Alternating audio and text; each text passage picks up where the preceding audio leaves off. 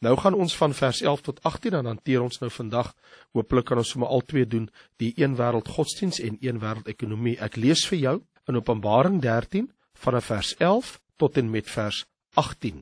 En uit die aarde het ek 'n ander dier sien opkom, en hy het 2 horings gehad, net soos 'n lam, en het gepraat soos 'n draak.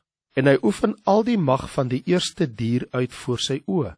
En hy maak dat die aarde en die wat daarop woon, die eerste dier aanbid, waarvan die dodelike wond genees is. Hy doen ook groot tekens, sodat hy selfs vuur uit die hemel laat neerdal, op die aarde voor die oë van die mense. En hy verlei die bewoners van die aarde, deur die tekens wat hom gegee is om voor die oë van die dier te doen, deur aan die bewoners van die aarde te sê, dat hulle 'n beeld moet maak vir die dier wat die swaard wond ontvang en lewendig geword het. En dit is aan hom gegee om 'n gees aan die dier se beeld te gee, sodat die dier se beeld ook sal praat en maak dat almal gedood word wat die dier se beeld nie aanbid nie. En hy maak dat aan almal, klein en groot, en die rykes en die armes en die vrymense en die slawe, 'n merk op hulle regterhand en op hulle voorhoofde gegee word, sodat niemand kan koop of verkoop nie, behalwe hy wat die merk, of die naam van die dier, of die getal van sy naam het. Hier kom die wysheid te pas. Wie die verstand het, laat hom die getal van die dier bereken, want dit is die getal van 'n mens, en sy getal is 666. Nou ja, hier het ons dan die tweede gedeelte van Openbaring 13 en die derde gedeelte, die een wêreld godsdiens en een wêreld ekonomie. Wat ek graag sal wil doen, is kom ons vestig net eers ons aandag op die een wêreld godsdiens. Ons lees hier in vers 11, en ek het uit die aarde nog 'n ander dier sien opkom. Nou hier kom nog 'n verskrikking wat na vore tree.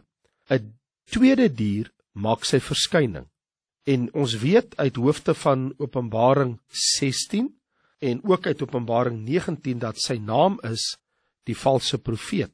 Want in Openbaring 16:13 lees ons, en ek het uit die mond van die valse profeet, dis die dier wat uit die aarde uitgekom het, en word hy ook so genoem in Openbaring 19 vers 20 saam met die dier, en die dier is gevangene geneem en saam met hom die valse profeet. Ons sien hier, hy kom uit die aarde, in ander woorde, hy is dus nie uit die hemel nie, hy is dus nie deur God gestuur, soos wat Jesus Christus wel deur God gestuur was. U sal onthou, in Johannes hoofstuk 3, het die Here Jesus dan nou ook verduidelik aan sy disippels, nadat hy gesprek gehad het met Nikodemus, waarin hy daarvan vers 11 af verklaar het, voorwaar ek sê vir julle, ons spreek wat ons weet, ons getuig wat ons sien, as ek julle van die aardse vertel, julle nie glo nie, hoe sal julle glo as ek julle van die hemelse vertel, en niemand het opgevaar in die hemel nie, behalwe hy wat uit die hemel neergedaal het, naamlik die Seun van die mens, wat in die hemel is. So Jesus Christus kom uit die hemel uit, maar hier wanneer ons die valse Christus, die antichrist sien, en sy profeet verskyn, die antichrist het ons reeds gesien vroeër in Openbaring 13, hy kom uit die see uit die see van mensdom, sien ons dat die tweede dier kom uit die aarde. Die feit dat hy vir ons gesê word, hy kom uit die aarde uit, is net steeds kom uit die mensdom uit, maar bedoelende dat hierdie valse profeet is nie uit die hemel uit nie. En die groot profeet waarvan Moses gepraat het in Deuteronomium 18, wat na hom sou kom, Jesus Christus, is beslis nou nie hy nie. Hier het ons die valse profeet. En wat baie interessant is wanneer mense dan kyk, die Bybel sê daar in vers 11, hy het 2 horings gehad, net soos 'n lam, en het gepraat soos 'n draak. So hier sien ons, dat die verskyning van hierdie persoon, gaan gepaard met, hy kom voor soos 'n lam, sy lamvoorkoms, word hy nou aanvaar as profeet, maar sy spraak, openbaar sy kragtige verleiding, en sy valsheid. Die feit dat hy lyk soos 'n lam, is maar net 'n nabootsing van die lam van God, want in Openbaring 5 vers 6 lees ons van die lam van God, wat voor die troon staan. Hier het ons die valse profeet, die onegte lam, die valse een, die nabootsing. Hy lyk baie onskuldig in sy voorkoms, omdat die lam voorkoms, gee hom 'n voorkoms van onskuld. Hy is nie daar om kwaad te doen nie. So, dis alles is valslik, want die Bybel sê, hy het gepraat soos 'n draak.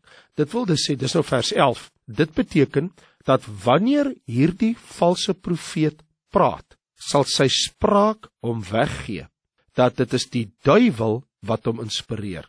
En 'n profeet staan ten opsigte van godsdiens. Daarom sê ek vir u, ons het hier die valse wêreld godsdiens. So hier het ons die valse profeet en hy is die spreekbuis van die anti-kris.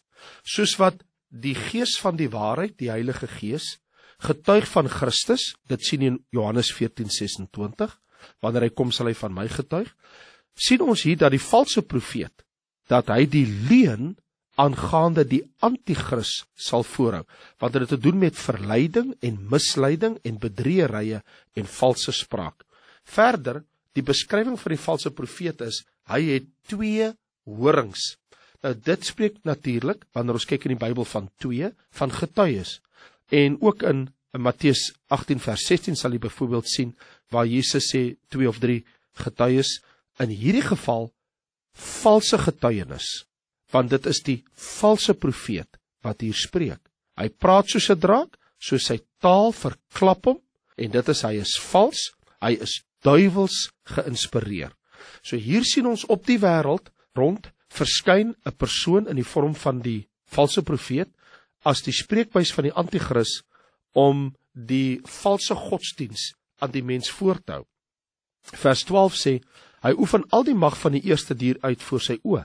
In ander woorde, die valse profeet oefen sy kragtige verleiding uit, deur die mens te beïnvloed om die anti-kris te aanbid, want vers 12 sê verder, hy maak dat die bewoners van die aarde die eerste dier aanbid, waarvan die dodelike wond genees is. So hier kan ons baie duidelik sien, ons het hier te doen met aanbidding, anti-christelike aanbidding. Nou, Paulus het ons gewaarsku in 2 Tessalonisense 2 vers 4, dat die mens kan te wagte wees dat in die laaste dae, wanneer die anti-kris verskyn, hy in die tempel van God sal sit en voorgee dat hy God is.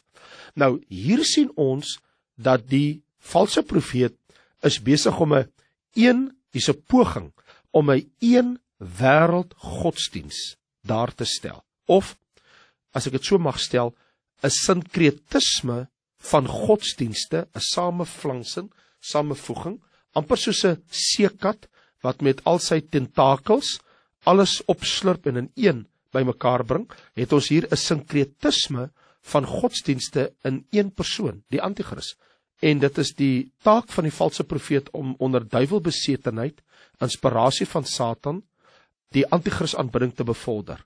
So die nuwe era beweging en al die godsdienste van die wêreld is maar alles maar net wegbereiders, wat maar net die vloer gaan gereed kry vir dit wat uiteindelik gaan kom. Want jy moet onthou, selfs die nuwe era beweging en alle valse wêreldgodsdienste gaan in die dae, in die einde van die groot verdrukking, nou so in die tweede helfte van die groot verdrukking, gaan met hulle weggedoen word. En dit het ons toch gesien dat Openbaring 17 verduidelik dan ook vir ons die val van hierdie valse wêreldgodsdienste, dat dit moet kom, en vir die rede, dat die wêreld moet die anti-kris aanvaar, en hulle moet hom aanbid. So wat ons hier het is, ons het die verskyning uiteindelik, waar ons in die eerste helfte van die groot verdrukking, valse godsdienste in die wêreld het, veral in die besonder na die wegraping van die kerk. Nou kyk, vandag werk die kerk die valse godsdienste tee. Maar die oomblik as die wegraping byvoorbeeld nou vandag sou plaasvind, in die volgende 3,5 jaar gaan hier 'n ongelooflike valsheid oor die hele wêreld geopenbaar word, alles onder die bestel van Satan, maar dan gaan dit kulmineer in die middel van die groot verdrukking, wanneer die anti-kris nou die figuur word, om deur homself te verklaar as God, want dis wat die Bybel sê, hy gaan in die tempel sit as God en voorgee dat hy God is. Dus wil hy hê dat van alle godsdienste moet daar nou weggedoen word, en die spreekbuis vir hom, wat in die wêreld dit gaan propageer, wat die propaganda veldtog gaan voer, en die mensdom gaan aanhits om die eerste dier, die anti-kris te aanbid, is die persoon van die valse profeet. So, en om dit te kan doen, nie net sy spraak nie, maar ons sien ook dat Satan hom help, maar ons sien ook in vers 13, hy doen ook groot tekens. So behalwe woorde, is daar ook dade, magtige dade en groot tekens, en dis wat hier staan, groot tekens, sodat hy selfs vuur uit die hemel laat neerdal op die aarde, voor die oë van die mense. En kyk, Vandag sal mense baie maklik agter sekere profete aangaan, want hulle wil tekens sien. Hulle wil hê die profeet moet vir hulle dinge sê, vir hulle woorde spreek namens God, en dan ook vir hulle dinge doen. Ja, kyk, die persoon in die wêreld wat die beste gaan wees en wat bo alle mense gaan uitstyg, is verseker die valse profeet. En hy gaan groot tekens doen, soveel so dat hy selfs vuur uit die hemel laat neerdal. Daarom waarsku God die mensdom in 2 Tessalonisense 1 vers 9 tot 11, wat wanneer die antichrist sou kom, hy wie se koms is volgens die werking van die Satan. So die duiwel is agter hierdie hele ding, met allerhande kragtige dade en tekens en wonders van die leuen, en met allerhande verleiding van ongeregtigheid in die wat verlore gaan, omdat hulle die liefde tot die waarheid nie aangeneem het om gered te word, en daarom sal God hulle die krag van die dwaling stuur om die leuen te glo. Dit sien jy ook in 2 Tessalonisense 2. Nou, die antichrist en die valse profeet doen tekens, wonders en kragtige dade. En die wie God nie ken nie, en hierdie dinge sien gebeur, sal die leuen glo, en sal as sodanig mislei word onder die mag van die antichrist en die valse profeet, en so in die kloue van die duiwel val, en dit nie weet voordat dit te laat is. En dan in vers 14, en hy verlei die bewoners van die aarde, so hy het gespreek, hy het die mag van die dier uitgeoefen voor hom, hy het gesê dat hy moet aanbid word, hy het groot tekens gedoen, hy laat selfs vuur uit die hemel neerdal, en nou in vers 14 word die woordjie gebruik, verlei. Hy verlei die bewoners van die aarde deur die tekens wat hom gegee is om voor die oë van die mense te doen. So dit wil dus sê, dis maklik om te sê, maar ek gaan dit nie glo nie, maar die oorgrote meerderheid van mense, wanneer die valse profeet sy tekens begin doen, dan gaan hy daarin daadwerklik slaag, om mense en spesifiek ongelowiges en goddeloses te verlei. En baie mense gaan verlei word deur die tekens en die wonders wat hierdie persoon gaan doen wanneer hy verskyn. En die valse profeet laat maak ook selfs 'n beeld vir die dier, want vers 14 sê, en hy laat maak 'n beeld vir die dier wat die swaardwond ontvang en lewendig geword het, en sê dat die mense moet dan nou ook daardie beeld moet hulle aanbid, want vers 15 verduidelik dat wanneer daar ook 'n gees aan die dier se beeld gegee is. Hy laat nie net vuur uit die hemel neerdal nie, hy verlei nie net die bewoners van die aarde nie, hy sê nie net dat hulle moet die antichrist aanbid nie, maar hy maak ook 'n beeld vir die dier, en nie net 'n beeld nie, maar hy gee ook 'n gees aan die beeld, sodat die beeld kan praat. En hier het ons te doen met absolute duiwelbesetenheid, demoniese aktiwiteite. En presies wat ons kan sien wat gebeur het in Daniël 3, word hier nou net een stap verder gevoer, want in Daniël 3, toe Nebukadneser homself verhoog het, het hy mos die beeld opgerig in die dal Dura, en gesê dat elke nasie, volk en taal en alle mense moet voor die beeld neerval en die beeld aanbid. En u sal onthou dat Daniël se 3 vriende, Sadrag, Mesach en Abednego, het geweier om voor die beeld neer te val, en is hulle in die vuuroond gewerp, maar God het hulle uit die vuuroond uit gered, en die bande van hulle hande het losgeval, en die reuk van die vuur en die rook het nie eers gekom aan hulle liggame of aan hulle klere nie, en hulle het ongedeerd, het hulle daar uit daardie vuuroond uitgekom, en dit kan u lees in Daniël 3. Maar in hierdie geval, in die laaste dae, wanneer die antichrist verskyn en die valse profeet 'n beeld laat maak het, word daar 'n gees aan die dier se beeld gegee, dat die ook kan praat. Of dit gaan wees deur 'n sataniese gees of gevorderde tegnologie, dit is nou irrelevant. Wat hier staan is dat die Bybel sê, dit is wat sal gebeur.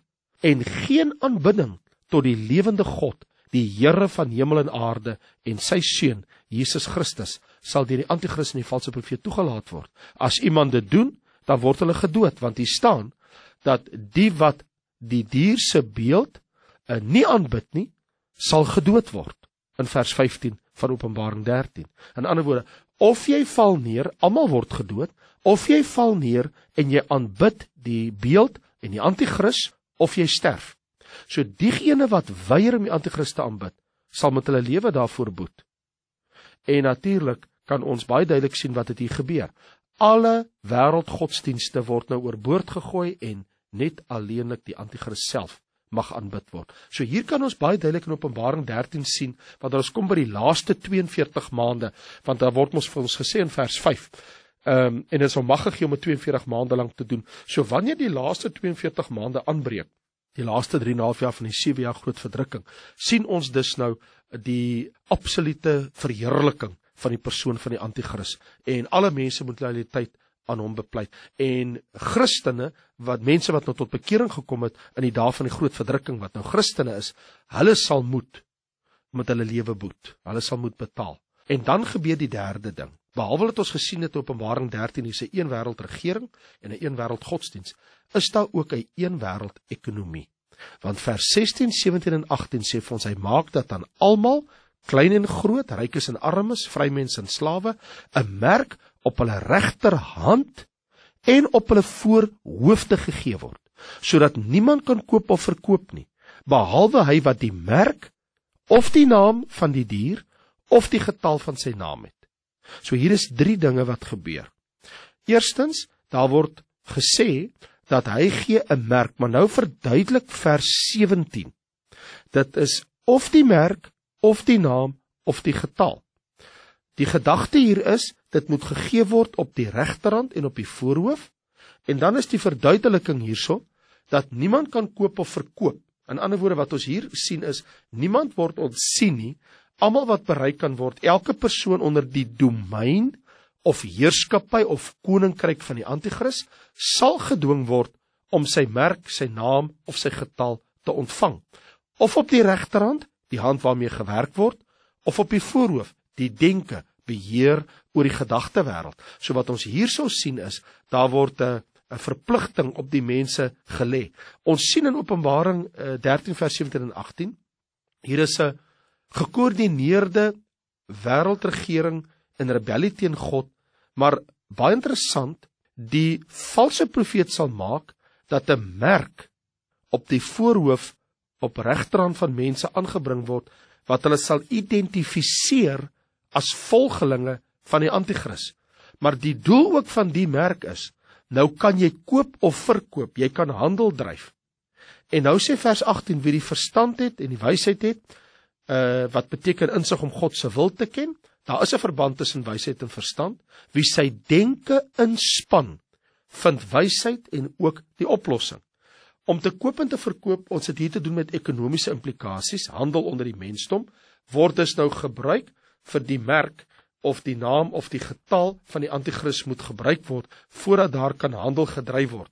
Nou, die skrif gee nie vir ons die ontsluiting van die merk nie, om te bespiegel is nodeloos. Wat 'n naam gebruik gaan word, is daar ook nie presiesheid oor nie, want die Bybel sê nie vir ons nie. Die anti-kris het baie verskillende name in die Bybel, maar die getal van sy naam word wel gegee, dis die getal van 'n mens, en sy getal is 666. So daar's niks dubbelsinnig, daar's niks onverstaanbaar of onkenbaars nie. Eenvoudig gestel is dit die getal of die nommer van die anti-kris as identifisering met hom, die 666.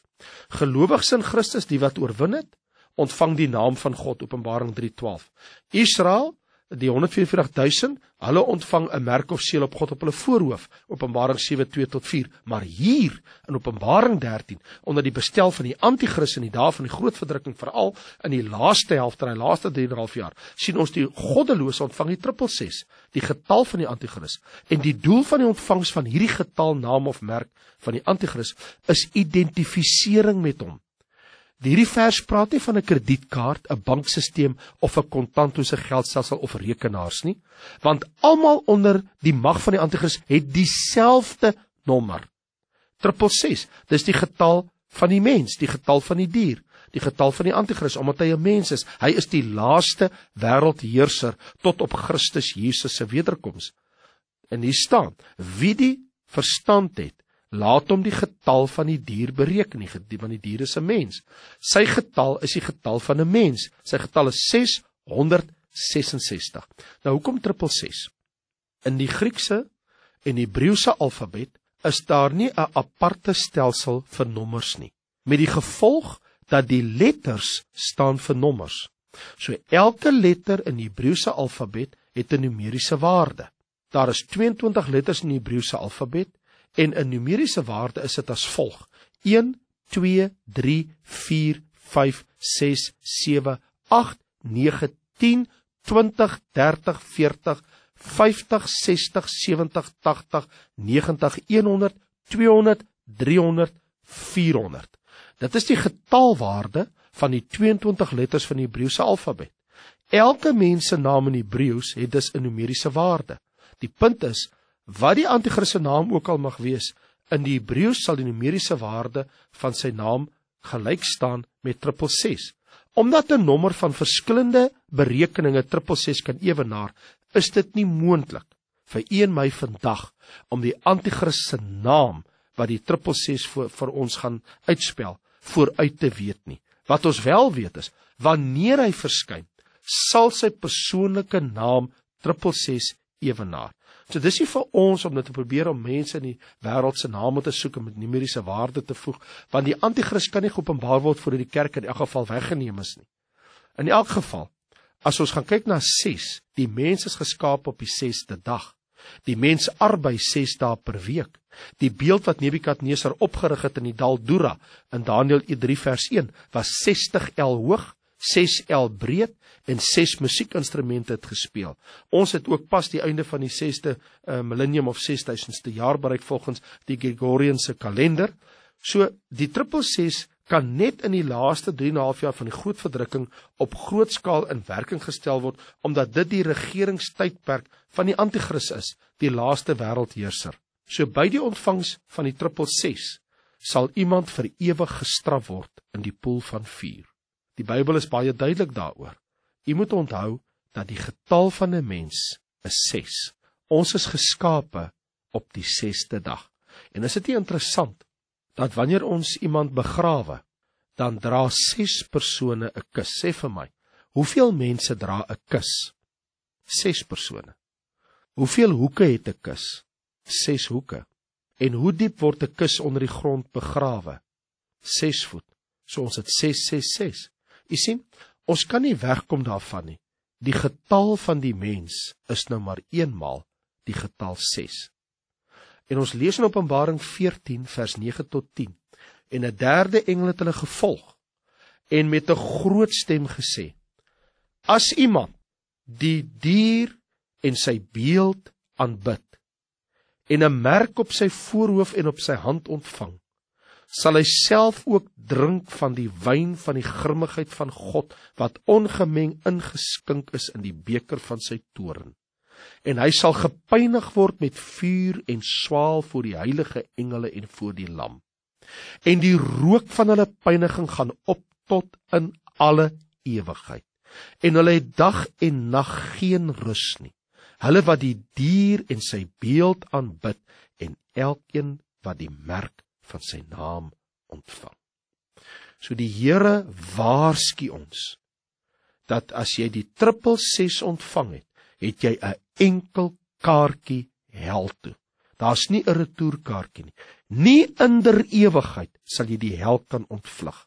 Dan is dit beter as u die wegraping sou verpas en u mis die wegraping en jy kom tot bekering na die wegraping, dat jy nooit ooit in jou lewe die 666 sal ontvang. Sterf eerder vir die Here as om die 666 te ontvang, want die ontvangs van die 666 beteken dat jy lojaliteit aan die valse Christus, die anti-kris gegee het, en dat jy daarvolgens deur God geoordeel sal word in die poel wat brand met vuur en swaal. Mag die Here ons bewaar